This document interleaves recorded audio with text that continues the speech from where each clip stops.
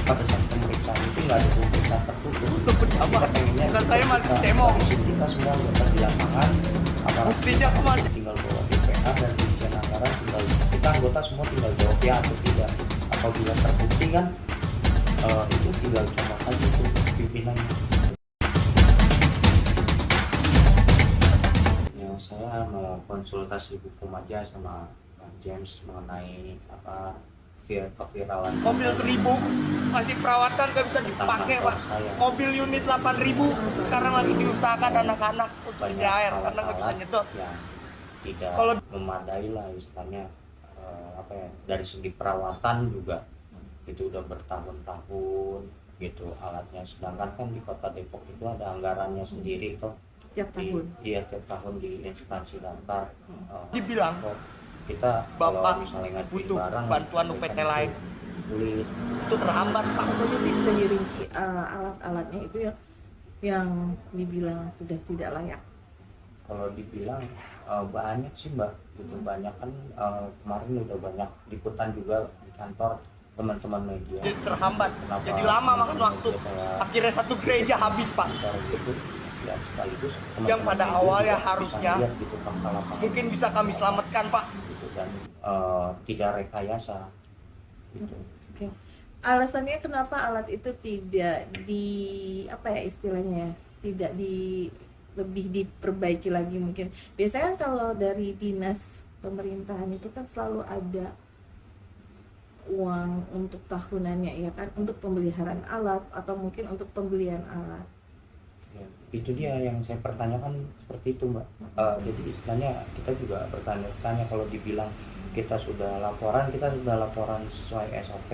Terus kalau untuk masalah ngajuin nota dinas, kita Danru dan teman-teman juga sudah masih nota dinasnya semua. Itu fakta lapangan sudah, dan teman-teman juga siap jadi saksi semua. Bahaya dong alat-alat itu karena kan sebenarnya sudah tidak layak untuk digunakan ya. Ya, kalau untuk dibilang bahaya Mbak gitu. Ada juga barang gimana ya Mbak, jadi kita dituntut kerja maksimal sedangkan alat itu tidak maksimal gitu. Bagaimana kita bekerja secara maksimal melayani masyarakat gitu, sedangkan barang sendiri nggak maksimal. Lalu untuk pelayanan pemadam kebakaran sendiri ini bagaimana nih dengan alat yang seadanya? Ya selama ini ya kita anggota ya kayak MacGyver aja gitu, selama alatnya masih bisa diakalin ya kita akalin gitu ya. Kalau dibilang wah siapa suruh nih anggota tidak memperhatikan alatnya gitu, kita perhatikan kok setiap hari kita mengecek barang semua, dan itu buktinya kalau ada alat rusak selama masih bisa kita perbaikin sendiri ya kita perbaikin itu sendiri, bahkan pakai uang pribadi patungan anak-anak fakta lapangan kan itu semua.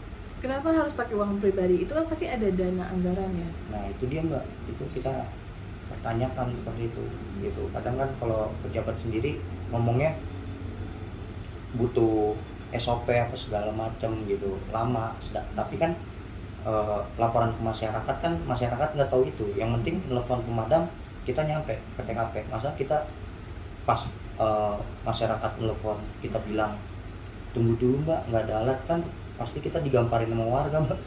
Gitu. Karena urgent ya kan. Iya urgent. Nah, pernah nggak ada anggota yang mengalami kecelakaan, mungkin ringan juga, Ya seperti karena alat yang tidak? ya ada banyak nih, kayak saya pernah kena pohon ini kebaret-baret karena waktu itu ya ini ada buktinya baret, terus kecakar monyet.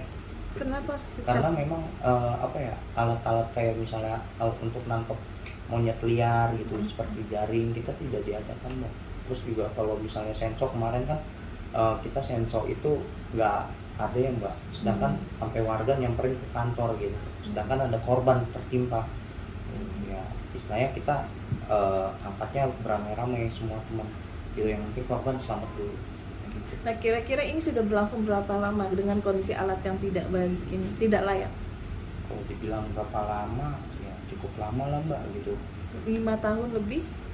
Ya hampir Mbak gitu, hampir rata-rata lah Mbak istilahnya. Makanya saya pengen aparat penegak hukum melalui Bang James kita ingin konsultasi dan semoga ini terungkap faktanya demi kebenaran juga melayani masyarakat seperti apa gitu tindak lanjutnya, karena kita pengen nanti pada saat pemeriksaan itu nggak ada pemeriksaan tertutup.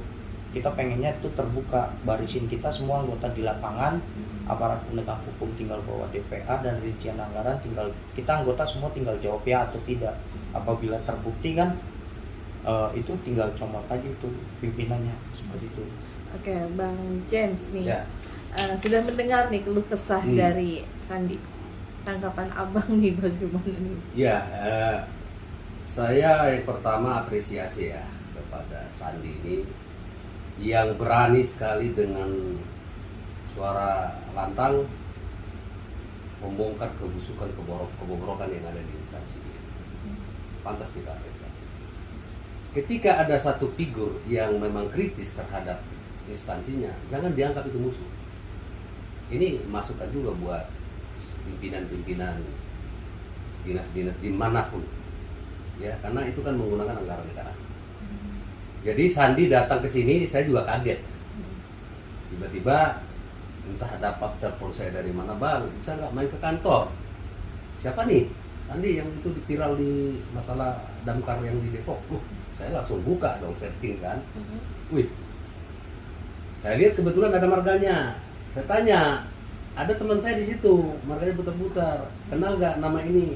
Ternyata bapaknya. Ya udah, saya makin antusias. Saya bilang, saya tahu bapak kamu juga orangnya seperti itu, idealis. Jadi ya, datang deh, ngobrol-ngobrol deh. Jadi dia datang ke sini ngobrol-ngobrol. Bang, mohon bantuannya bang, kawal ini saya sedang memperjuangkan apa yang menjadi hak masyarakat umum, sebenarnya bukan kepentingan dia, supaya apa yang menjadi kejanggalan sebagaimana tadi dia utarakan itu bisa kita kawal bersama-sama. Jangan sampai nanti ini menjadi bias lagi atau tidak jelas. Itu tujuan dia konsultasi, bang bisa nggak sepanjang kamu